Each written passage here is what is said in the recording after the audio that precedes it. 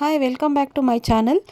ಇನ್ನೇನು ಅವರೆಕಾಯಿ season start ಆಗ್ತಾಯಿದೆ. ಸೊ ಅವರೆಕಾಯಿ ಸೀಸನ್ ಸ್ಟಾರ್ಟ್ ಆಯಿತು ಅಂದರೆ ನನ್ನ ಹತ್ರ ಸಿಕ್ಕಾಪಟ್ಟೆ ರೆಸಿಪೀಸ್ ಇದೆ. ಸೊ ಅದರಲ್ಲಿ ನಾನು ಮೊದಲನೇದಾಗಿ ಶೇರ್ ಮಾಡ್ತಾ ಇರೋದು ಇದಕ್ಕಿನ ಬೇಳೆ ಹಾಕಿ ಒಂದು ಅಕ್ಕಿ ರೊಟ್ಟಿ, ಹೆಲ್ದಿಯಾಗಿರ್ತಕ್ಕಂಥ ಅಕ್ಕಿ ರೊಟ್ಟಿ.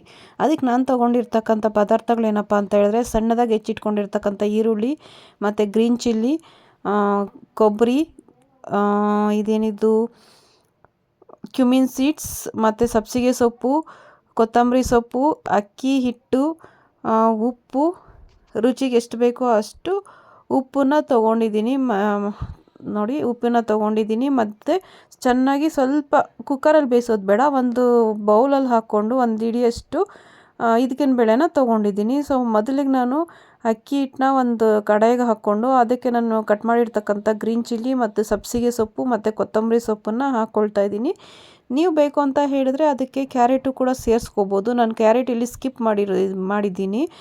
ಸೊ ಅದಾದಮೇಲೆ ಸ್ವಲ್ಪ ಜೀರಿಗೆ ಮತ್ತು ಹಸಿ ಕೊಬ್ಬರಿಯನ್ನು ಹಾಕ್ತಾಯಿದ್ದೀನಿ. ಒಣ ಕೊಬ್ಬರಿನ ತೊಗೊಂಡಿಲ್ಲ, ಸೊ ಹಸಿ ಕೊಬ್ಬರಿನ ಹಾಕ್ತಾಯಿದ್ದೀನಿ. ಮತ್ತು ಬೇಯಿಸಿಟ್ಕೊಂಡಿರ್ತಕ್ಕಂಥ ಇದಕ್ಕಿನ ಬೇಳೆನ ಹಾಕ್ಕೊಳ್ತಾ ಇದ್ದೀನಿ. ಸೊ ಇದಕ್ಕಿನ ಬೇಳೆ ಮೇನ್ ಆಗಿರೋದ್ರಿಂದ ಇದಕ್ಕಿನ ಬೇಳೆ ಸ್ವಲ್ಪ ಜಾಸ್ತಿ ಹಾಕ್ಕೊಂಡಿದ್ದೀನಿ.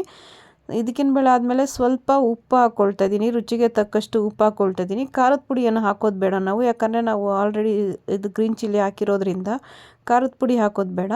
ಸಬ್ಸಿಗೆ ಸ್ವಲ್ಪ ಜಾಸ್ತಿ ಹಾಕ್ಕೊಳ್ಳಿ, ಯಾಕಂದರೆ ಕೋಲ್ಡ್ ಸೀಸನಲ್ಲಿ ಸಬ್ಸಿಗೆ ಸೊಪ್ಪು ಸ್ವಲ್ಪ ಹೀಟ್ ಆಗುತ್ತೆ, ಅದಕ್ಕೋಸ್ಕರ. ಸೊ ಇದನ್ನೆಲ್ಲ ಹಾಕ್ಕೊಂಡು ನಾವೇನು ಮಾಡಬೇಕು ಅಂತ ಹೇಳಿದ್ರೆ, ಒಂಥರ ಡ್ರೈ ಆಗಿ, ನೀರೇನು ಹಾಕೋದು ಬೇಡ, ಹಂಗೇ ಎಲ್ಲ ಒಂದೋ ಥರ ಮಿಕ್ಸ್ ಮಾಡ್ಕೋಬೇಕು.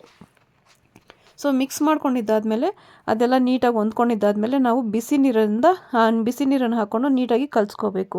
ಇದಕ್ಕೆ ಬಿಸಿ ನೀರೇ ಪ್ರಿಫರ್ ಮಾಡ್ತೀನಿ ನಾನು, ಯಾಕಂದರೆ ತಣ್ಣೀರು ಹಾಕಿದ್ರೆ ಏನಾಗುತ್ತೆ ಅಂತ ಹೇಳಿದ್ರೆ ರೊಟ್ಟಿ ತಟ್ಟುವಾಗ ಅದು ಪುಡಿ ಪುಡಿ ಬಂದುಬಿಡುತ್ತೆ, ಮತ್ತು ತುಂಬ ತೆಳುವಾಗಿ ತಟ್ಟೋಕ್ಕಾಗೋದಿಲ್ಲ, ಮಂದಕ್ಕೆ ಬರುತ್ತೆ, ಒಳ್ಳೆ ಇದ್ರ ಥರ ಬರುತ್ತೆ, ತುಂಬ ದಪ್ಪ ಬರುತ್ತೆ.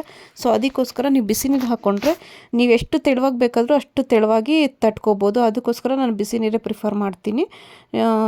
ನಿಮ್ಗೆ ಯಾವ್ದು ಅನುಕೂಲ ಇರುತ್ತೋ, ನೀವು ಯಾವುದ್ರಲ್ಲಿ ಕಂಫರ್ಟಬಲ್ ಇರುತ್ತೋ ನೀವು ನೀರನ್ನ ಯೂಸ್ ಮಾಡ್ಕೊಳ್ಳಿ. ಪ್ರಿಫರಬಲಿ ಬಿಸಿ ನೀರೇ ನೀವು ಇದು ಮಾಡ್ಕೊಳ್ಳಿ.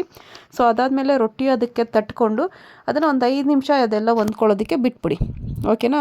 ಒಂದು 5 ನಿಮಿಷ ಬಿಟ್ಟರೆ ನೋಡಿ ಎಷ್ಟು ಕಲರ್ಫುಲ್ಲಾಗಿದೆ. ಕಲಸೋವಾಗೇ ಘಮ ಘಮ ಅಂತಾಯಿತು ಸಬ್ಸಿಗೆ ಸೊಪ್ಪು. ಸೊ ಅದು ಕಲಸಿದ್ದೆಲ್ಲ ಆದಮೇಲೆ ಅದೆಲ್ಲ ಹೊಂದ್ಕೊಂಡಿದ್ದೆಲ್ಲ ಆದಮೇಲೆ ಒಂದು ಹೆಂಚು ಚೆನ್ನಾಗಿ ಕಾಯಬೇಕು. ಕಾದಿದ್ದಾದಮೇಲೆ ಒಂದು ಸ್ವಲ್ಪ ಎಣ್ಣೆ ಹಾಕಿ, ಸ್ವಲ್ಪ ಜನ ನೀರು ಹಾಕ್ತಾರೆ, ನೀರು ಹಾಕಬೇಡಿ, ಬರೋದಿಲ್ಲ, ಎಣ್ಣೆ ಹಾಕ್ಬಿಟ್ಟು ಅದೆಲ್ಲ ಚೆನ್ನಾಗಿ ಕಾದ್ಮೇಲೆ ನಿಮ್ಗೆ ಯಾವ ಸೈಜಲ್ಲಿ ಬೇಕೋ ಆ ಸೈಜಲ್ಲಿ ಒಂದು ಉಂಡೆ ಥರ ಮಾಡಿಕೊಂಡು ನೀಟಾಗಿ ನಿಮ್ಗೆ ಎಷ್ಟು ತೆಳುವಾಗಿ ಬೇಕೋ ಅಷ್ಟು ತೆಳುವಾಗಿ ತಟ್ಕೊಳ್ಳಿ ಬರುತ್ತೆ. ಯಾಕಂದರೆ ನಾವು ಬಿಸಿ ನೀರು ಹಾಕಿರೋದ್ರಿಂದ ಇದು ಪುಡಿ ಆಗೋದಿಲ್ಲ. ನೋಡಿ ಎಷ್ಟು ತೆಳುವಾಗಿ ತಟ್ಟಿದ್ದೀನಿ ನಾನು.